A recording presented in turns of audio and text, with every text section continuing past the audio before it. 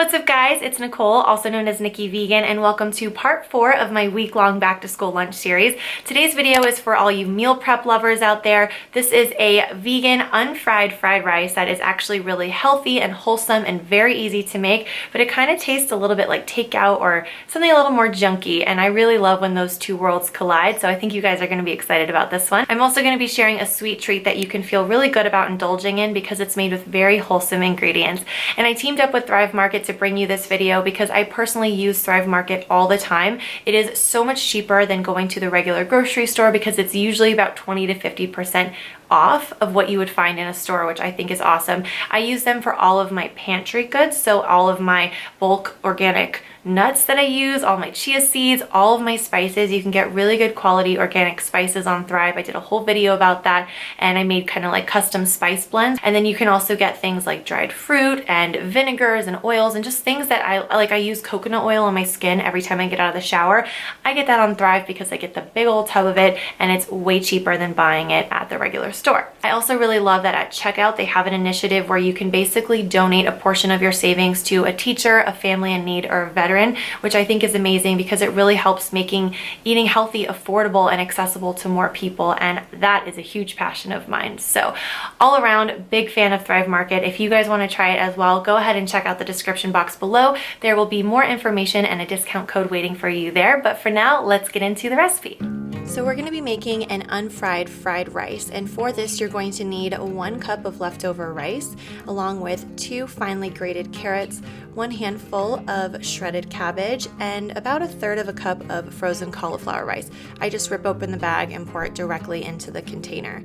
Then we're going to use up whatever leftover veggies we have in the fridge. On this day I had some garlicky mushrooms that I made the night before, and I highly recommend, if you're going to make mushrooms, just make all of them because you can easily throw them into dishes like this and it adds a ton of flavor and a really nice heartiness. So I did that along with some green beans, but you could also do edamame or snap peas or asparagus. Whatever green veggie you have on hand will do.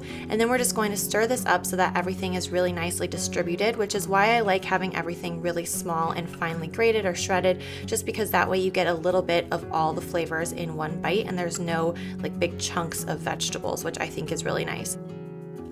Then what I do is I either bring this to school as is and I will microwave it if I have access to a microwave, but if I don't, that's no big deal. I'll go ahead and cook it at home and then have it as a cold rice dish at school. So what I do then is I'm just going to saute it with a couple of tablespoons of water and cook all the veggies down, and then once it's warm, whether it's out of the microwave or off the stove, I'm going to add this sauce. So this is 1 tablespoon of tahini along with 2 tablespoons of water, 1 tablespoon of tamari for some nice depth of flavor and a bit of saltiness, and then 1/2 tablespoon of rice wine vinegar. That's going to give it a little bit of a tang.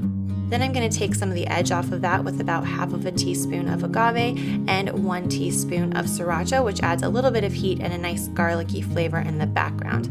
Then I just put the cap on this, I give it a good shake to combine, and it's ready to put on your rice. This makes more than you're probably going to need, but I really find that I use about half when I make the rice and I kind of toss it all together, and I like having that extra little bit in my lunchbox along with the rice in case it ends up feeling a little bit too dry come lunchtime. I like to finish this with a bit of parsley or scallions. Actually, scallions is probably your best bet because it's going to kind of go along with all the other flavors a little bit better. But if you have parsley, go ahead and use that. I find that fresh herbs really enhance the flavor. They also make it look nice and pretty, which is, you know, kind of important too. And then I'm going to add a little bit of kind of a sesame nuttiness and a little bit of crunch with some sesame seeds on top, and this is ready to go. Then we are going to make a meal prep friendly little treat. These are my tropical sunshine bites, and they are called tropical sunshine bites because they literally taste like tropical sunshine in your mouth, and they are so easy to make. They're kind of the perfect little mid-afternoon pick-me-up or just as a sweet little treat after a savory lunch. So what you're going to need is 6 very large medjool dates. For some reason when I was making these, the medjools that I had were like extra large.